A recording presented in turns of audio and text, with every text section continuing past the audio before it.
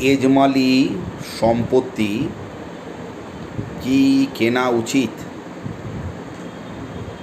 দেখুন, এজমালি সম্পত্তি সেই সম্পত্তিকে বলে যে সম্পত্তি ওয়ারিশ যারা আছেন